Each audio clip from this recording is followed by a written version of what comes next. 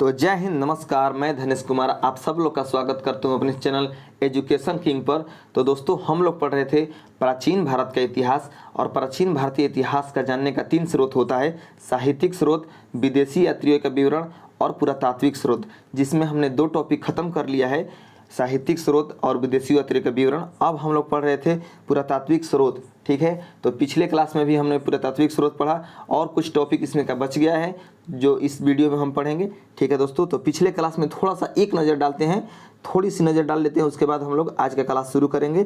पिछले क्लास में हम लोग ने दोस्तों जाना पुरातात्विक स्रोत के बारे में, किस अभिलेख, सिक्का, मंदिर, मूर्ति, स्मारक, इस सब के बारे में हम लोगों ने पढ़ा।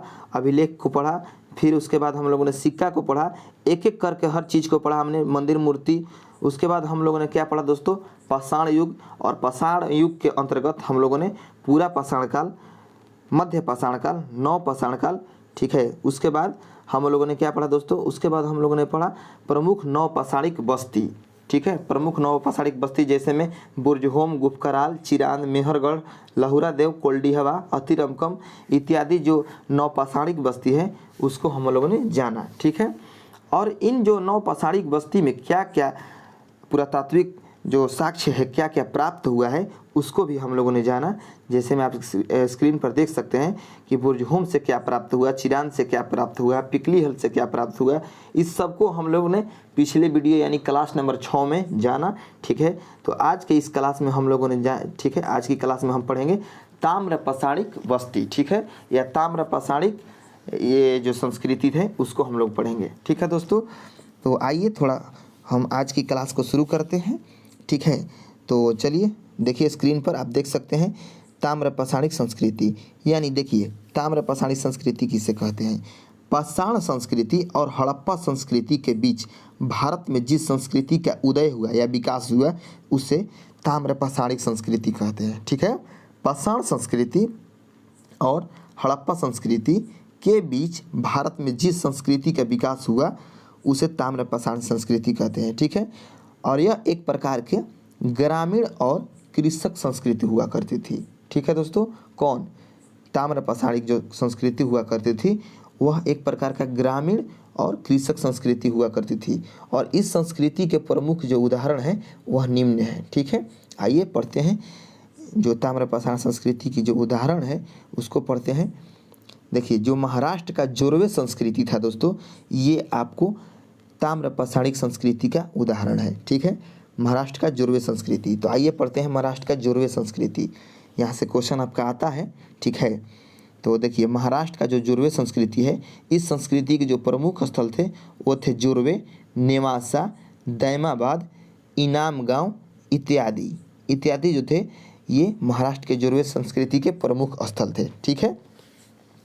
इसके बाद अगला फैक्ट हमारा कह रहा है दोस्तों कि ताम्र पाषाण युगीन सभी स्थलों में इनाम गांव एक बड़ा स्थल था, यानी जितने भी ये जोरवे, निवासा, दैमाबाद, जितने भी ये सारे ताम्र पाषाणिक बस्ती थे उनमें सबसे ज़्यादा बड़ा जो स्थल था वह था इनाम गांव, ठीक है दोस्तों।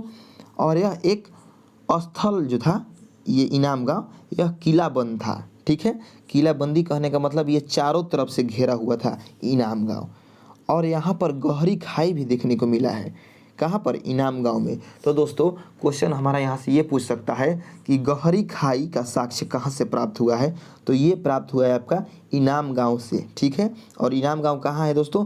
महाराष्ट्र में, ठीक है। आगे बढ़ते हैं। कह रहा है अगला फैक्ट हमारा कि दैमाबाद से कांसे का प्रमाण मिला है। क्या मिला है दोस्तों?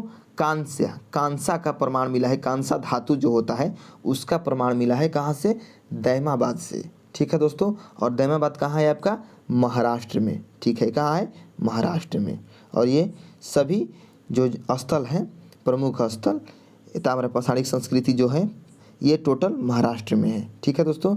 अगला जो हमारा ताम्र पाषाणिक संस्कृति का उदाहरण है वह है आपका बनास या आहार संस्कृति, ठीक है। इसको आहार संस्कृति भी कुछ लोग बोलते हैं, ठीक है। तो बनास या आहार संस्कृति जो है ये भी ताम्र पाषाणिक संस्कृति का एक प्रमुख उदाहरण है। आइए इसको पढ़ते हैं, बनास संस्कृति को या आहार संस्कृति को। देखिए, ये इस संस्कृति यानी आहार संस्कृति का विकास राजस्थान के क्षेत्र में हुआ है, ठीक है। जो बनास संस्कृति का विकास हुआ है वह आपका राजस्थान के क्षेत्र में हुआ है। ठीक है दोस्तों। और इस संस्कृति के प्रमुख जो स्थल थे वह थे गिलुंद, बलाथल, अहाड़ इत्यादि। ठीक है। इस संस्कृति के जो प्रमुख स्थल थे यानी बनास संस्कृति के जो प्रमुख स्थल थे वह थे गिलुंद, बलाथल, अहाड़। ठीक है। आगे बढ़ते हैं। अगला फैक्ट्स हमारा कह रहा है कि बनास को यानी बनास संस्कृति को ताम्रवती भी कहा जाता है। क्या कहा जाता है? हमारा क्वेश्चन यहाँ से ये हो सकता है दोस्तों, ये पूछ सकता है हमारे एग्जाम में कि किस संस्कृति को ताम्रवती भी कहा जाता है? तो बनास संस्कृति या अहाड़ संस्कृति। ठीक है। क्यों कहा जाता है इसको ताम्रवती?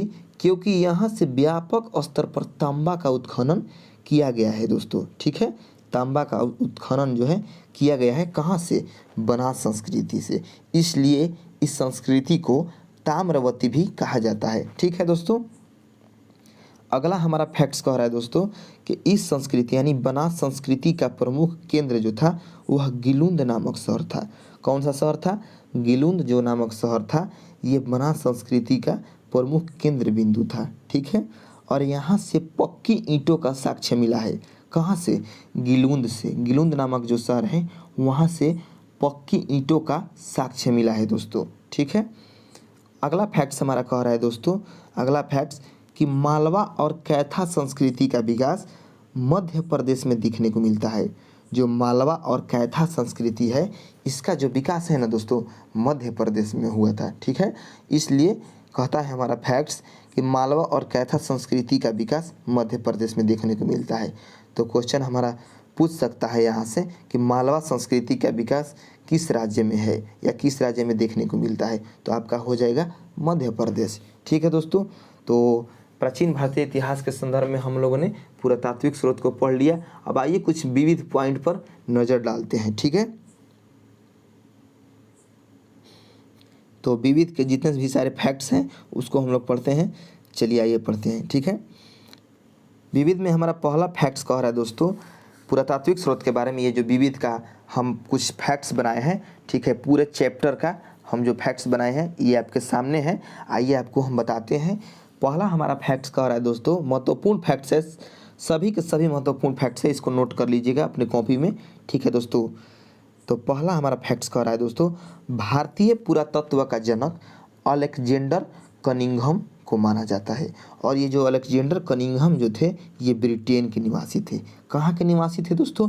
ब्रिटेन के निवासी थे अलेक्जेंडर कनिंघम।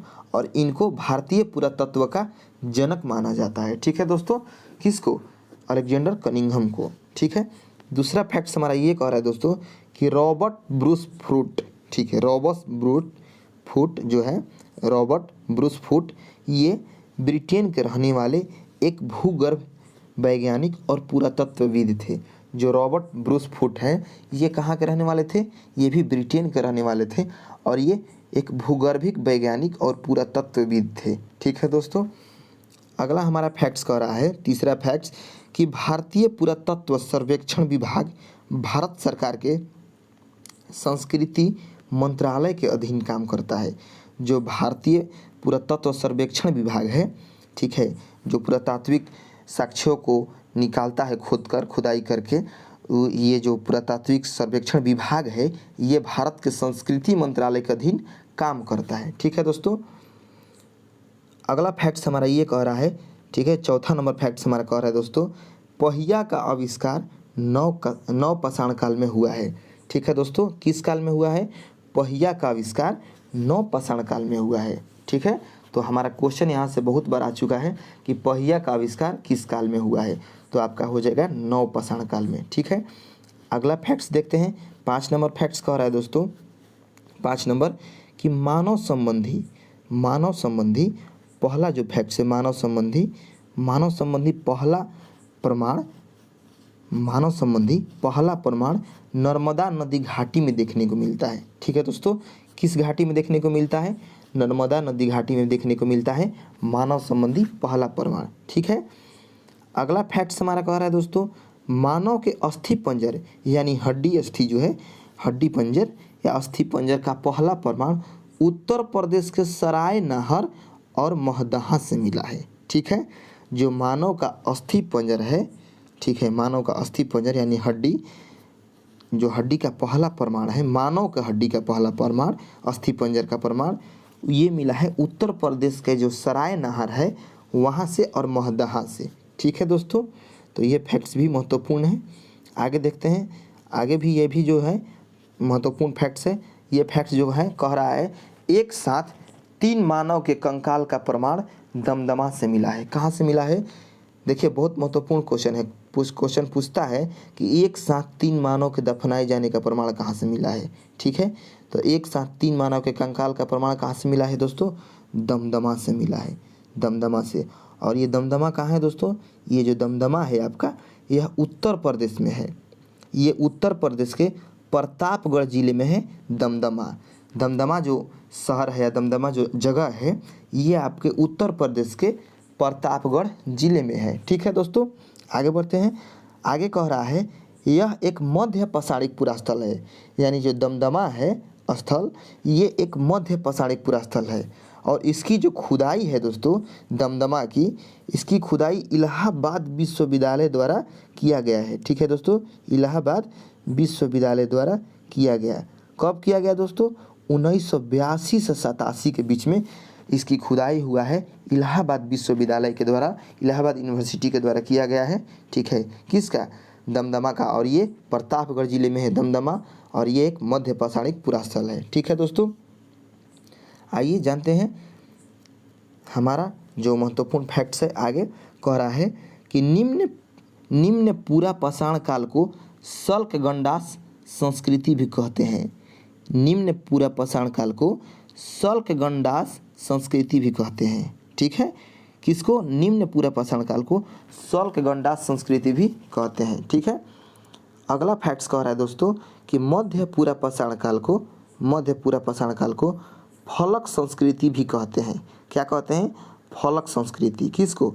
मध्य पूरा पाषाण काल को। ठीक है दोस्तों, अगला जो फैक्ट्स कह रहा है दोस्तों कि उच्च पूरा पाषाण काल को अस्थि खुरचनी संस्कृति भी कहा जाता है। ठीक है दोस्तों, देखिए हम आपको डीप से पूरा जितना भी हो सके उतना डीप से ले आकर फैक्ट्स आपके सामने रख दिए हैं कि ये आपको परीक्षा में एक भी क्वेश्चन छूट ना पाए प्राचीन भारत से। ठीक है दोस्तों, तो कह रहा है हमारा फैक्ट्स कि उच्च पूरा पाषाण काल को अस्थि खुरचनी संस्कृति भी कहते हैं। ठीक है दोस्तों, तो दोस्तों हम आशा करते हैं कि आज का क्लास आपको पसंद आया होगा। ठीक है, और इससे आपको काफ़ी फ़ायदा मिला होगा। आपके एग्ज़ाम में यहाँ से क्वेश्चन ज़रूर आएंगे। तो हमारा जो है प्राचीन भारतीय इतिहास के संदर्भ में पूरा तात्विक स्रोत भी ख़त्म हो चुका है।